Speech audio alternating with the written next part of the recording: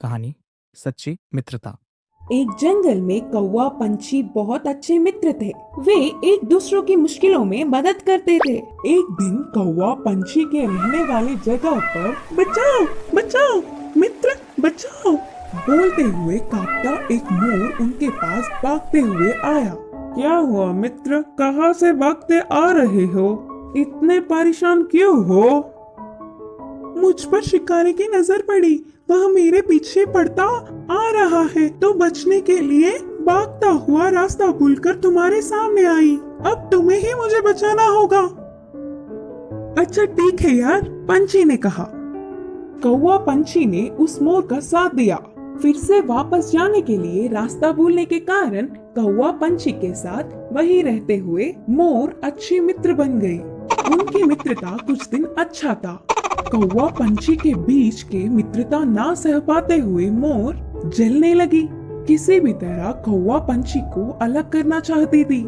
एक दिन कौवा भोजन के लिए बाहर जाने के समय पर मोर ने पंछी से कहा, मित्र तुम कौवे से इतना ज्यादा मित्रता बढ़ाकर बहुत ही नजदीक रह रहे हो।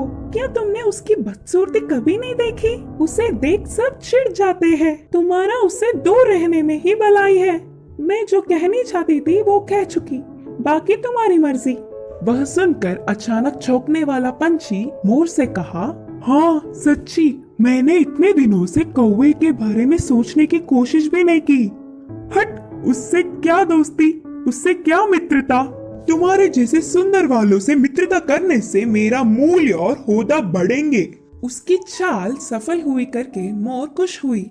आगे आगे मोर पंछी के व्यवहार में परिवर्तन देख कौवा उन्हें उसे दूर करने की बुरी सोच को समझी।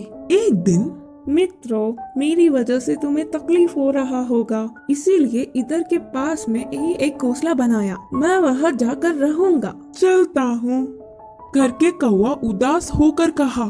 वह अपने आप जा रहा है करके बोलने पर मन ही मन बहुत खुश होकर, अच्छा अब तुम्हारी मर्जी मित्र, मोर और पंछी ने कहा। मोर और पंछी कौवे का भला टली करके खुशी मनाने लगे। ऐसे समय बीतता गया। पुराने मित्रों को छोड़ के आए हुए बहुत दिन होने से कौवे को उन्हें देखने की इच्छा जागी। पुरानी जगह पर उड़ता हुआ आया। उसी क्षण अपने पंख खोलकर नाचने वाले मोर पर एक शिकारी ने निशाना लगाया। कौवा देखा और परेशान हुआ। हटो वहाँ से मोर मित्र, हटो, खतरा खतरा बोलकर जोर से चिल्लाया। पास में मरी हुई सांप को अपनी चोट से पकड़कर शिकारी पर छोड़ा। सांप अपने ऊपर गिरने से, बचाओ बचाओ, सांप सांप बोलते हुए जोर से चिल्लाकर डर के शिकारी वहाँ से भाग गया। यह सब देखकर मोर के होश उड़ गए। भागते हुए आकर कौवे की चरणों पर गिरी और रोते हुए कहा, माफ कर दो मित्र, सुंदरता के घमंड में मैं मेरे मुश्किल समय में मदद करने वाले तुम्हें धोखा दिया, लेकिन तुमने मेरे प्राण बचाए।